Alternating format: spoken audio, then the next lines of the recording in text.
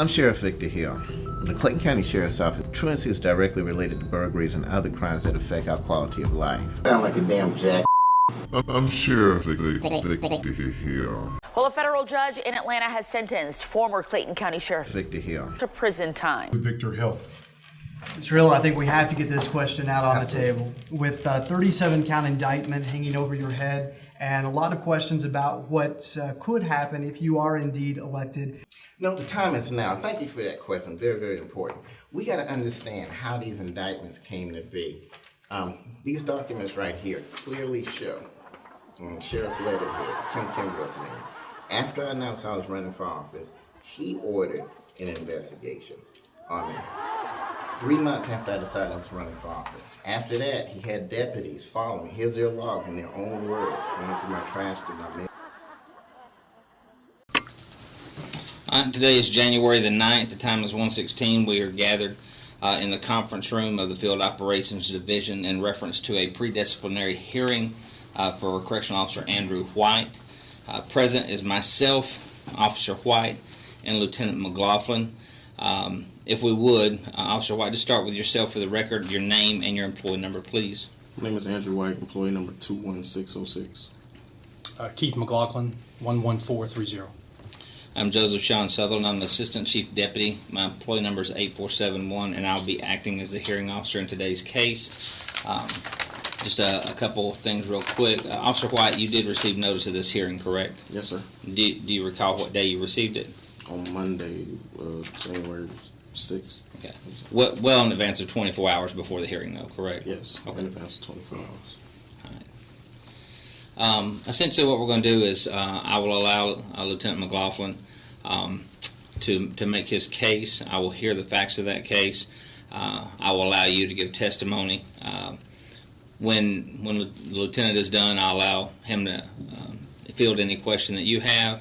And I will also allow him the right to cross you on any testimony or any evidence that you offer up for the purpose of the hearing. I'll just go ahead and, for the record, read in the notice that was sent to you. This was dated January the 6th, and it is addressed to you. The subject of this hearing, and it says, a hearing will be convened in my office on Thursday, January 9th, 2014, 1300 hours, for the purpose of reviewing an investigation concerning allegations of misconduct and or violations of rules, regulation, policy, procedure, ordinance, or law. Prior to this hearing, please make an appointment with me to review the case to be presented, and you did do so. It goes on to say that your attendance is compulsory and mandatory. Please advise your supervisor so they may make any necessary adjustments and duty assignments during your attendance in this hearing. It says it's been revealed to your immediate supervisor that you have violated the following Clayton County Sheriff's Office rules and regulations and or Clayton County Civil Service rules. 7.15, neglect of duty. 7.02, truthfulness. And these violations are in conjunction with an investigation, an IA case 2013 IA 067. With that being said, Lieutenant, I'll go ahead and allow you to present the case. Okay, on Thursday, September 19, 2013, Assistant Chief Sutherland directed me to investigate a use of force incident involving several correctional officers at the Clayton County Detention Facility. The incident occurred on September 14, 2013. Basically, this case stems from a use of force involving several correctional officers at the facility located at 9157 Terre Boulevard, Jonesboro, Clayton County, Georgia, on September the 14th, 2013, involving two inmates, being inmate Miguel Tan and inmate Azian Ward. Basically, the officers responded to a fight involving Officer C. White, which was in Housing Unit 5 multipurpose room. The altercation was over prior to the above accused officer arriving. The officers assisted with escorting both inmates to Housing Unit 2, Section 2 for security segregation.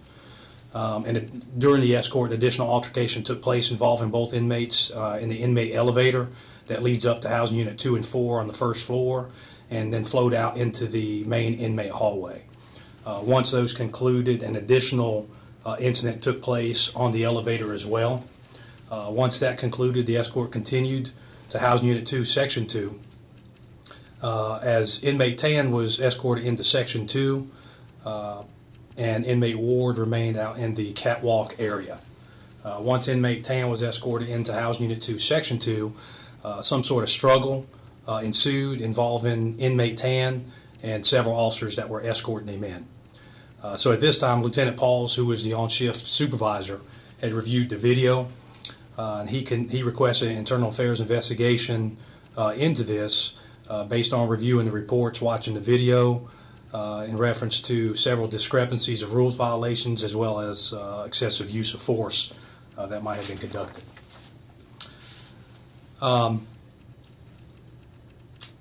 Officer White's involvement, what we're here for today, is just from Housing Unit 2, Section 2.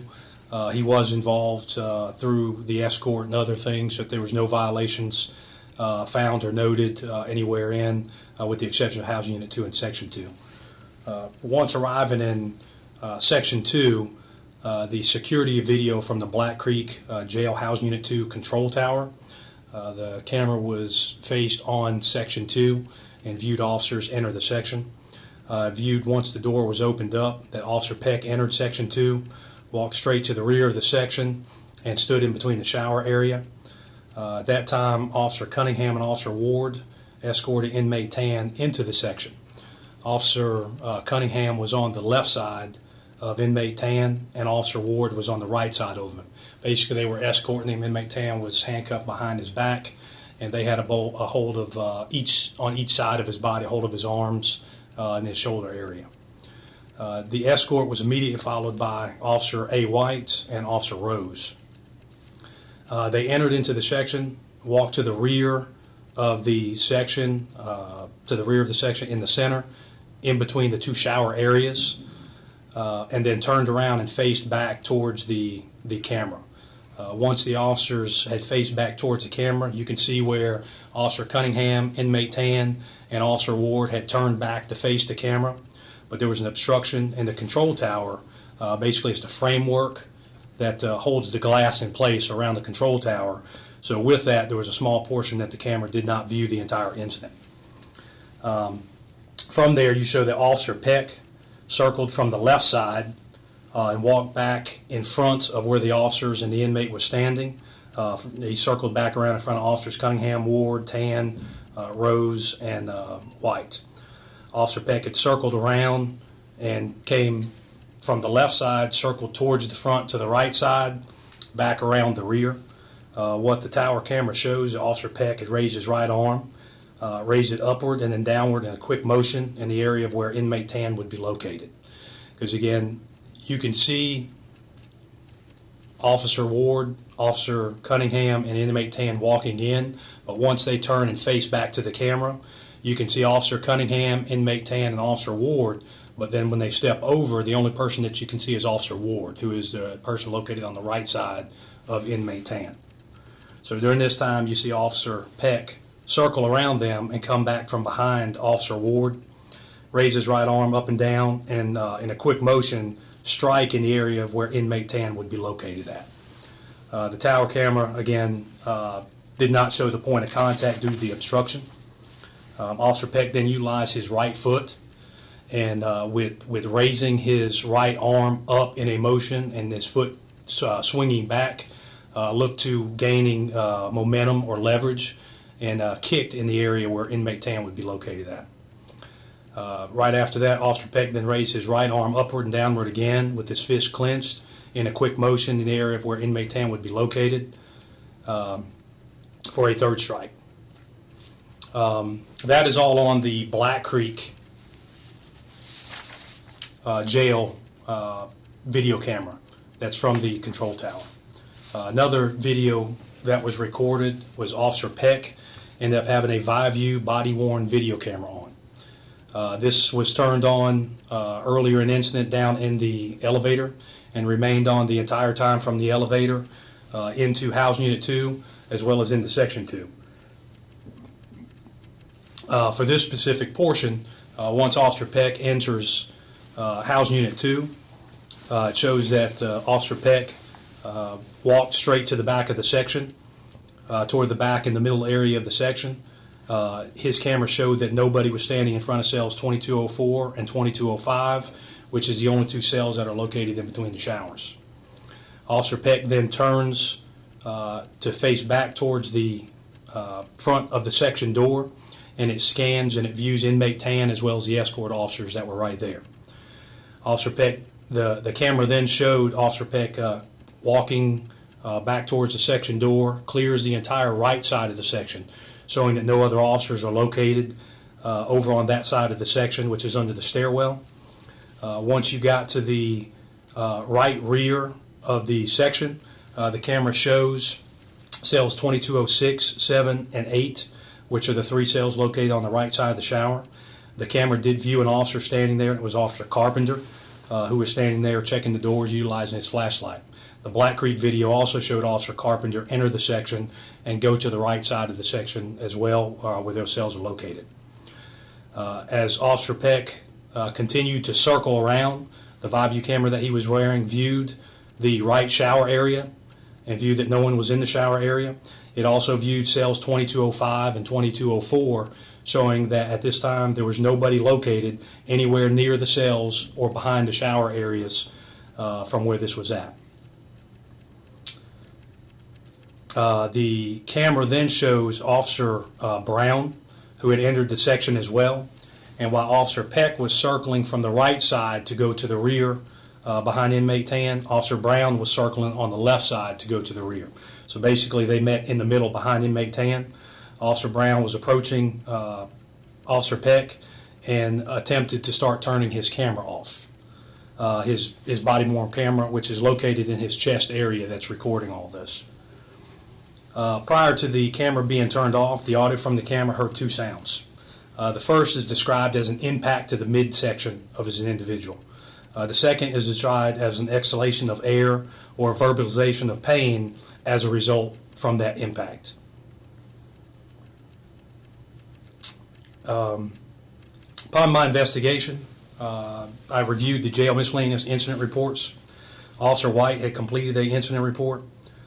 During his incident report, he did not provide any information in reference to the incident that occurred in House Unit 2, Section 2. Officer White's report was very detailed in depicting his actions from when the call came out, what went on in his presence during the start of his involvement from the incident, from the initial call of the officer in the fight, the escort of the inmates down the hallway, on the elevator, as well as the escort up to Section 2. Once they get up to Section 2, his report simply states that the nurse medically cleared the inmates and they were escorted into segregation lockdown cells.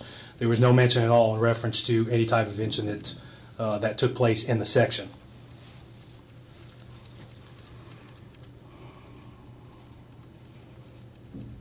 Upon interviewing Officer White, during the interview he stated that he was present for the escort, that he entered into Section 2 following behind inmate Tan and Officer Cunningham and Officer Ward. He stated that he did follow them back to the center middle area of the section, but at this time Officer White stated that he cleared behind the shower area and that he began talking with the inmate in cell 2204. Officer White stated that an incident did occur at this time, but he was not familiar with what happened. He stated while he was standing at the cell 2204, he heard a commotion. Once he heard the commotion, then he turned around and viewed Officer Cunningham and Officer Ward holding inmate Tan while inmate Tan was bent over the table.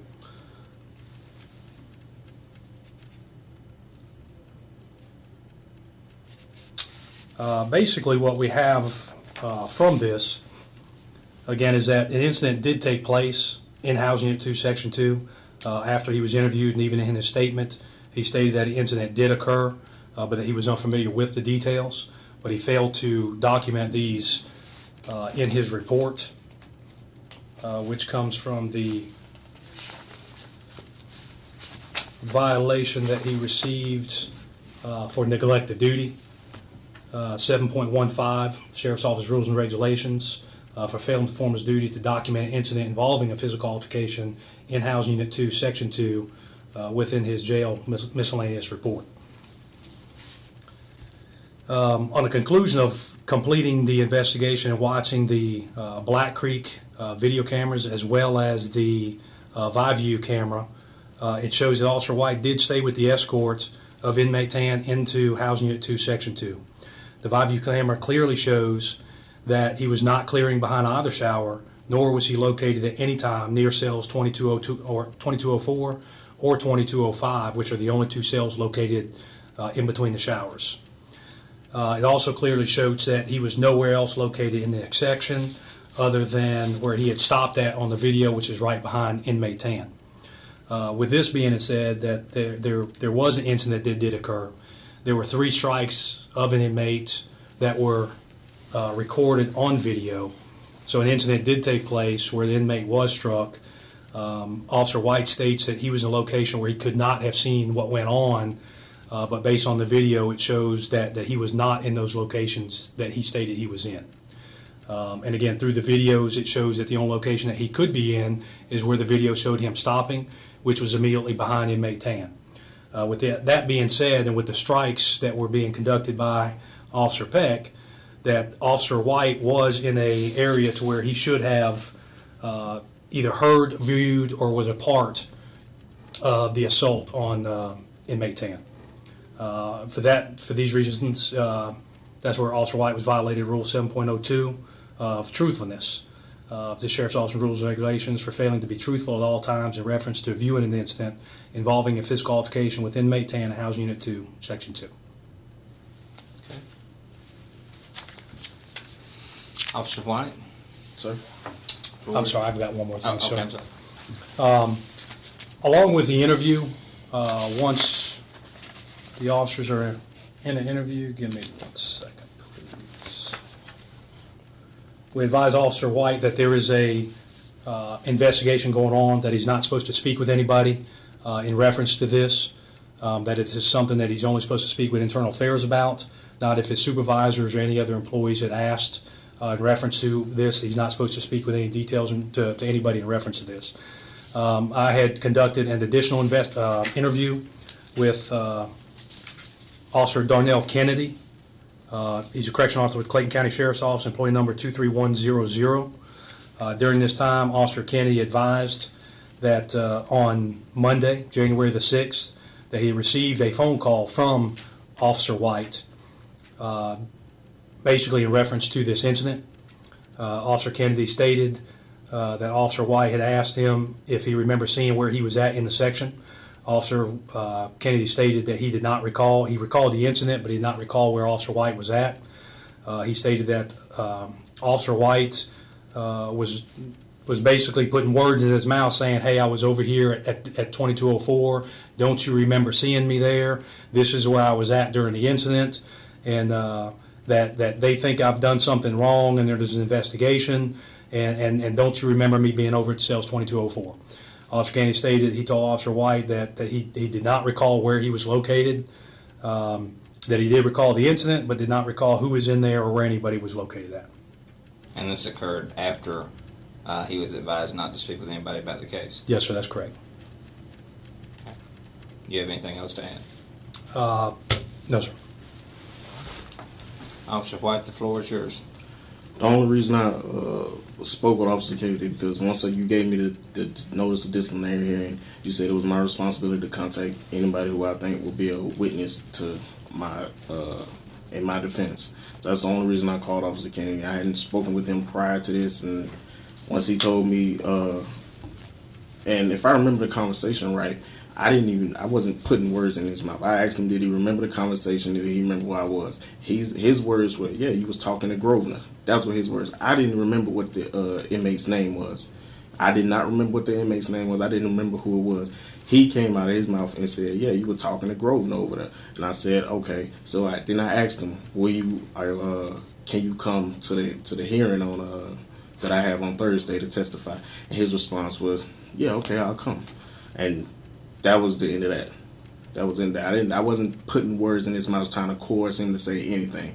I didn't want to coerce no one to say anything. My only thing was trying to get the best defense, basically trying to get eyewitnesses. And like I told you on Monday, I didn't want to use any eyewitnesses that were obviously there, also involved in this investigation. Of course, when I told you it was your responsibility to make sure witnesses were here, right. I didn't indicate to you that you could discuss the case with them. It's just your obligation to notify them to show up at a hearing, not to discuss the case or any elements of the case. That was my words to you. You need to make sure that your witnesses are here. I understand, yes. Okay. And that's all I was doing, asking him because I didn't want him to come down here if he didn't remember it. So that's what I did. I asked him if he remembered. He said, yeah, you were talking to Grosvenor. I said, so can you come to this hearing that I have on Thursday? And he was like, okay.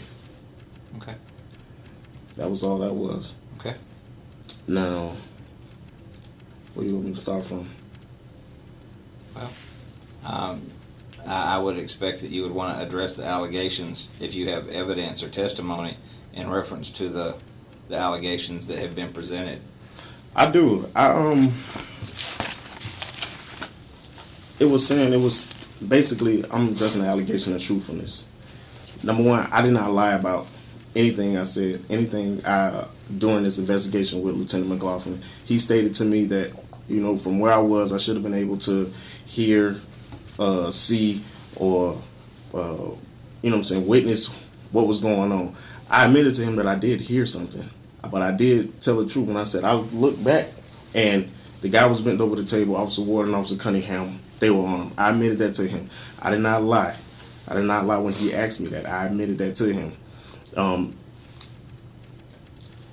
I don't know why these instances with the cameras didn't show me back there when I clearly did have a conversation with inmate Grosvenor inside the cell. I can't remember which cell it was in. It was somewhere between 204 and 205. I can't remember. But I did have a conversation with him. For some reason, I don't know why cameras didn't see that. I don't know if the camera was blocked. I don't know why I didn't see that. But I know for a fact that I was there. I'm not making that up. I have no reason to lie about that. I know that I don't know if it's possible that at the time that the cameras was viewing those cells, I wasn't standing there at the time. I'm not sure. But I know for a fact that I did not lie when it came down to his investigation. I did not lie to the investigation. My integrity has been tested several times since I've been here in this department, and I passed every time. I have not lied during this investigation. Lieutenant McLaughlin, you said you have video that supports your sustaining of the allegation. Yes, sir, I do. I've got two DVDs. One is the Black Creek jail video from the Housing Unit 2 tower, and the other is the the Viveview video camera that was worn by Officer Peck. Okay, if you would, we might as well go ahead and do that. We're going to start out. This is the camera view, which you're looking at. The camera is inside of the control tower. You have a panel of glass with framing around it. After that, you have a catwalk area where we're going to start at is Officer Peck and Officer Carpenter in the catwalk area. The door right in front of there is the Housing Unit 2 Section 2 door that leads into Section 2 from there. Now, I can play this at full speed or half speed or things, and we can rewind it back as well. You can play if needed. it at full speed if you'd like. The video is dated 9/14/2013 at 4:30 in the morning. You can see where Officer Cunningham and Ward escorting inmate Tan in. Officer White was right behind with Officer Rose. Officer Peck was already in the section. Officer Carpenter just enters. Officer Carpenter goes to the right side of the section, is in the cells. The escort goes to the back middle, and they turn and they face. You see Officer Peck circling around. Once Officer Peck gets back through that way is where the strikes start to be issued. You can also view Officer Ward and inmate Tan being moved forward and backward forcibly. During this time, you can see the two cell doors. On the left is 2204, on the right is 2205. That there are no officers located anywhere near. Also on the right side, you can view here, this is the space between where the officers are standing and the shower. And until Officer Carpenter walked over here, you can see he is the only person that has been inside that way to view behind the shower areas. The way you view behind the shower areas from the inside by 2204 or 2205, you can view all the way across, or if you're outside the sections, to view in. At that time, you see nobody ever going back to the showers or standing by the cell doors. And just now you can see Officer White walking with the escort over to the table once the nurse and the sergeant walked in the section. And again, this continues recording, and at no time anybody goes anywhere near cell 2204 and 2205. and no one goes near the rear of the shower area in between the two showers where Officer White was located at. Okay. You say you have a view camera recording also? Yes, sir, I do. Give me just a second to swap these out. And this view camera is worn by whom? This view camera is worn by Officer Peck. Okay.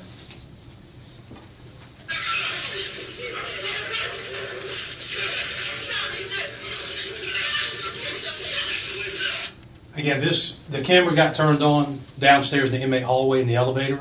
Okay. We're going to bring it to the point where they go into section 2, where you can show from there. Okay. Now, again, if you're watching this, the video is actually sideways. During the altercation that Officer Peck had with inmate Tan in the elevator, the camera got turned sideways. So it does still record everything that goes through from the picture on the monitor. It's just sideways. Okay. Now, this does have audio as well. It's not just video. You gotta see it around.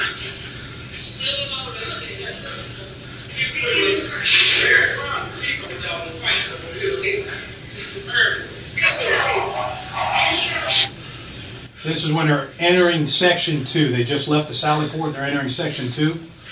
They're now in the catwalk area. And again, this is Officer Peck, as the Black Creek showed. He was the first officer coming in. He asked for section 2 to be opened.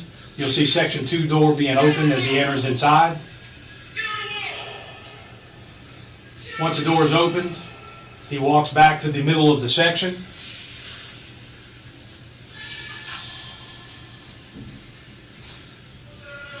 The camera views cell 2204 and 2205, and behind the showers, clearly that nobody is there. He turns back to his right. You see the inmate with the escort. He circles in front of them around the right side of the section. There's no one on the right side under the stairs except for Officer Carpenter, and nobody in here around those cells when that took place. Now again, if you slow down from here, again, underneath the stairs, this is Officer Peck. Once he circled towards the front, walked to the right side of the section. There's no one underneath the stair area. Once you get to the 3 cells on the right side of the shower, you show Officer Carpenter, as you did in the Black Creek video, that him being the only person there. The next view is the right shower. To the left of the right shower is the area of cell 2205 that is behind the shower and facing the door of 2205 that nobody is at, as well as cell 2204 and behind the left shower to show that nobody is at. So again, during this altercation that took place, and you're about to hear some audio from it, again, that shows the audio of somebody being struck and somebody exhausting from their lungs their air. Again, during this time, that Officer White is located nowhere around the cells 2204 or 05 or anywhere else in the section other than where the Black Creek video showed him stopping, which was behind where inmate Tan was at.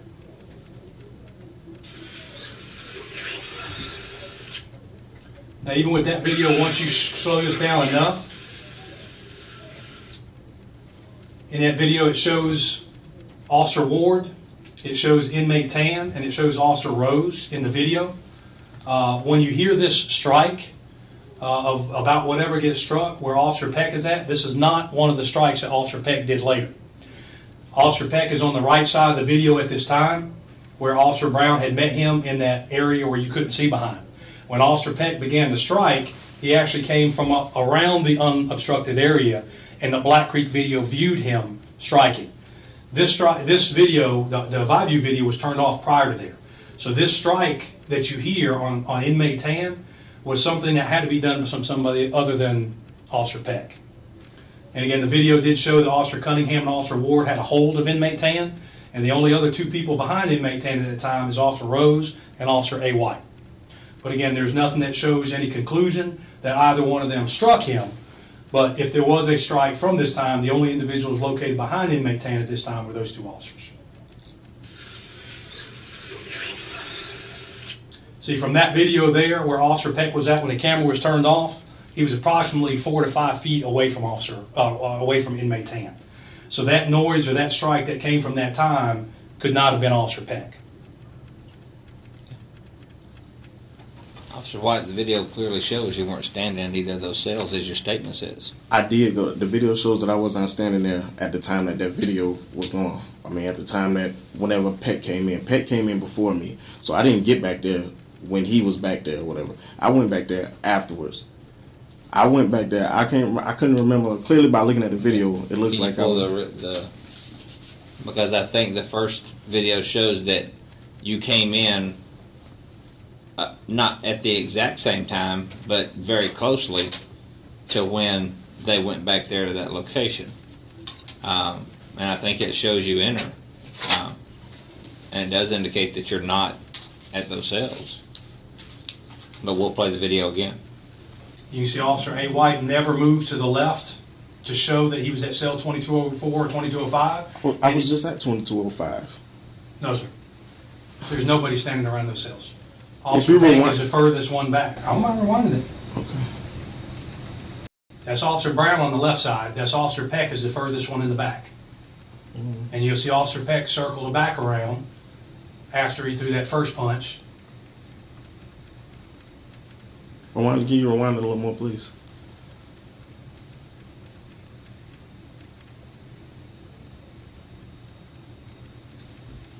Is that far enough? I'm not sure. Okay, here's the escort. There's you going in Right. on the right side.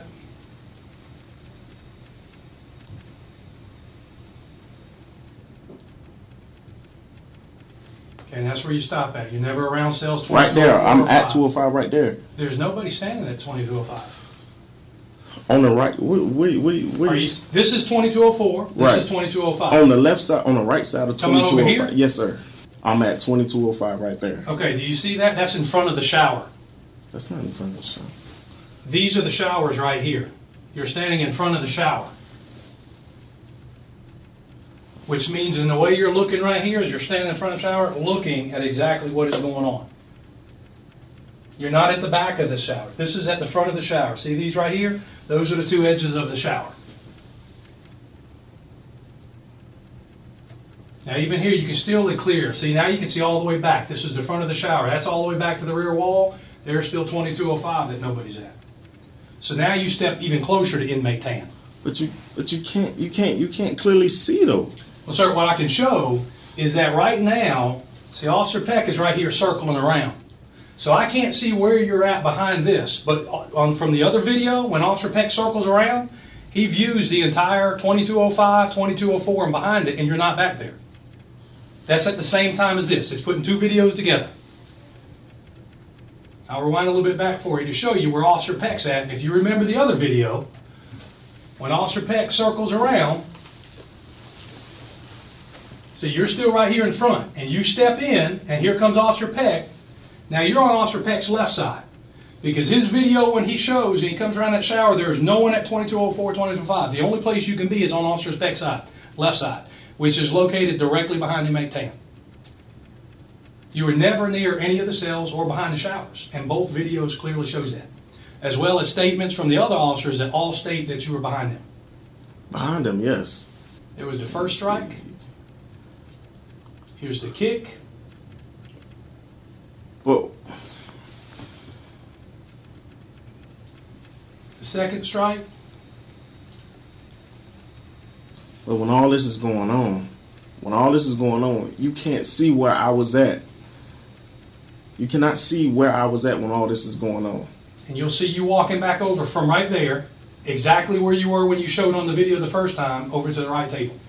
You were never any further back in the section. The video first showed you in front of the shower. You stepped in, and then when you started escorting back, you came from the front of the shower again and never went anywhere towards the back. But I was towards the back, but you wouldn't be able to see it because the beam is right there, sir. Sir, I don't have anything else. I was towards the back, but you would not be able to see it. I have no reason to sit here and lie and say that I was not nowhere near where I was. Now, I told you I did hear something, but I can't say that I saw something that I did not see. I heard something, it sounded like a struggle or whatever it was, maybe. I turned around, they had him. So I let that be. But I did not lie and say that Can you pull that image back up for me? The one that we just had. I'm sorry. The Black Creek one? The Black Creek one. See, at this point, I'm back there. Well, that's what I'll say is one thing.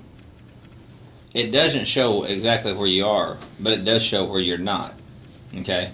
And you're not where you are right there in that blocked area, right where this altercation takes place. That's a very small area. That area right there, but it's also in front of the shower. From in front of the shower to the cell door, there's, I don't know, Approximately 8 feet. Okay, approximately 8 feet right there. Now, you cannot see from in front of that cell door to wherever they're at. I'm back there. I have people who saw me back there. I'm back there. And like I told him, I did not see any strikes being thrown. I did not see it. Now, I may have heard it. In hindsight, yeah, I may have heard it. But I did not see anything. And I told him that I heard a commotion or whatever it may be. But I did not see it. I was not right there when that incident took place. I was not there. Lieutenant McLaughlin, do you have statements from other officers who were there that placed Officer White right there in that area that we're talking about? Yes, sir. Okay. Can you produce those for me? And I'll agree with Officer A. White that the Black Creek video doesn't show exactly the depth where he's at, but the view camera does show that he's not back there. That's when Officer Peck turned around. The first one that goes through Officer Ward, and in there they show who the officers there with him. What is Officer White's original statement? Is it with the others here? His statement is 2 behind that first one I showed you.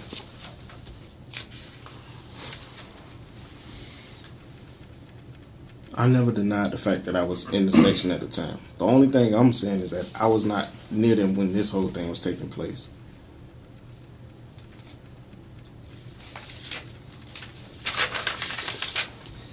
I'm going to read you an excerpt from your statement. Okay. It says, I heard a small commotion coming from behind me. I turned to see what was going on.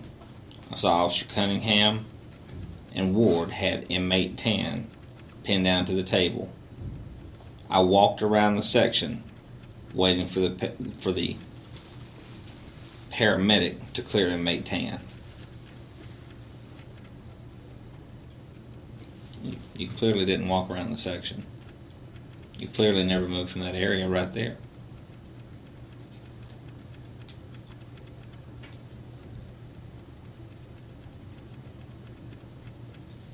I thought I remember myself walking around the section. Video shows I did not walk around the section. But I was not near them when that particular thing happened. The only thing I'm guilty of is not being 100% aware of what's going on around me at that whole time. But I was not standing there. Officer White. Sir. I've been doing this job 24 years. You're in a space that's probably no more than 8 foot at a maximum from this altercation that's going on, and that's if you're backed all the way up to where you say you are. But we have video that show that you're not there because Peck's view video camera clearly, when he walks around, show that nobody's standing there. So you are right there where this altercation is occurring in a very small, confined area. That's not a big area. We're not talking across the day room. We're talking about an area that's probably 4 feet by 8 feet at max. And within that area, you have inmate 10, Officer Ward, Officer Cunningham, Officer Rose, yourself, Peck, Brown. But they were all at the table, closer to the table. I wasn't up that far.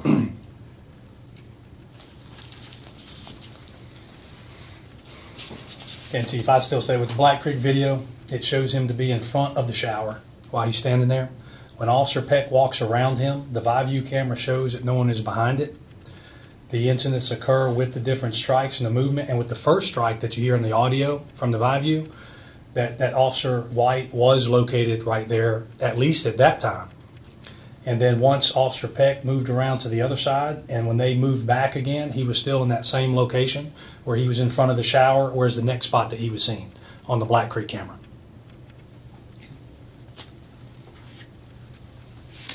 Officer White, do you have anything else to add?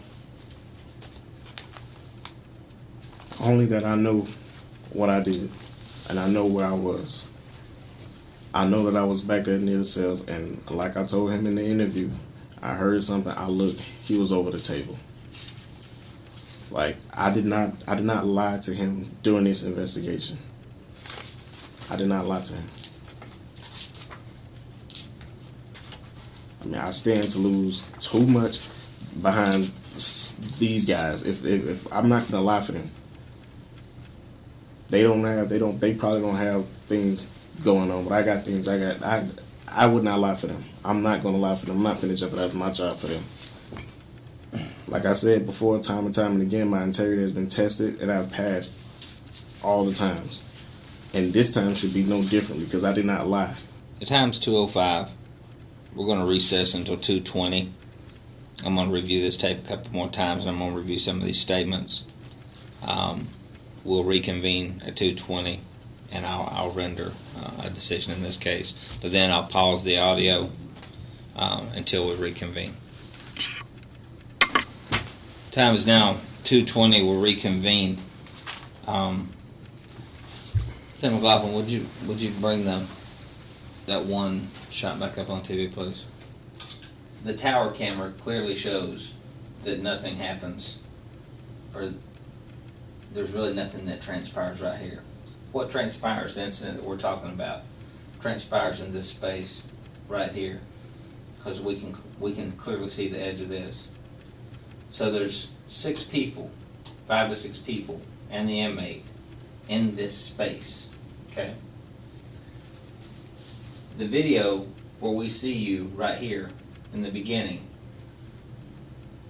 clearly when Peck comes around, it shows you to his left, and it shows that you're not right here, okay, because his camera clears right here. So what we have is we have a space that in essence is probably no more than 6 feet by 8 feet. It's not much bigger than this little space right here between this conference room and the TV and the door. Okay, not a big space.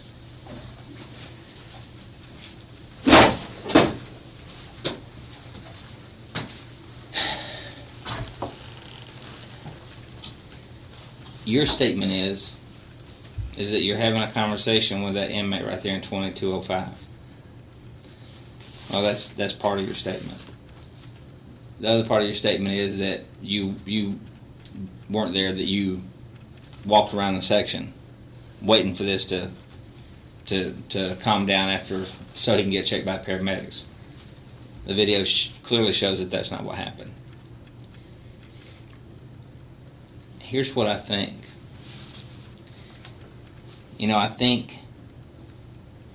I don't think you hit him, okay? Although you were right there in that area, okay? And I clearly believe you saw everything that happened, because the video shows that you're not anywhere but in that small confined space that we're dealing with, White. It doesn't show exactly where you are, but it shows where you're not. And you're not right there at those cells, and you're not anywhere else outside that small area where this is taking place. Your statement conflicts with what this shows.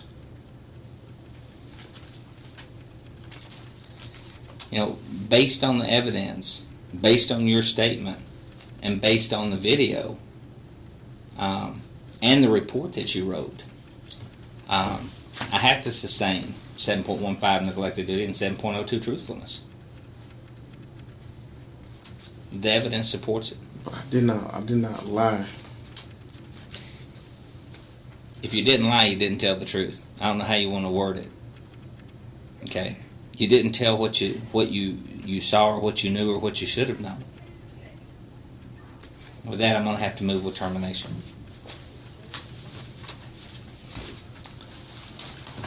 With that, I'll close this hearing. I'll need you to follow me back over to the admin suite so I've got some paperwork I'll have to give you. Time is now approximately 2:25.